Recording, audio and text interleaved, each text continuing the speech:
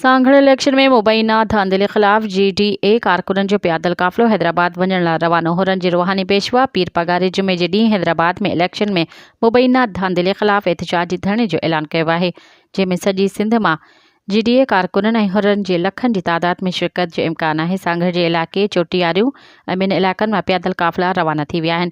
Press club अॾो पंथ वेंदड़ काफ़िले जे माण्हुनि चयो त इलेक्शन में धांधली थी रही आहे। पीपुल्स पार्टी खे धांधली ज़रिए खटाए वियो आहे। हुरनि जी रूहानी पेशवा पीर पगार पिणु इन इलेक्शन खे रद्द करे छॾियो आहे। 80 लखनि जी तादाद में धरणे वारे हंधि पहुची पंहिंजो एहतिजाज रिकॉर्ड कराईंदासीं। इन धरणे में शिरकत लाइ पेरे पंधु सफ़र करे रहिया आहियूं। मज़ीद ख़बरनि ऐं तफ़सीलात लाइ विज़िट कयो असांजी वेबसाइट www.awamiNewsHD.com ऐं ॾिसंदा रहो अवामी न्यूज़ HD।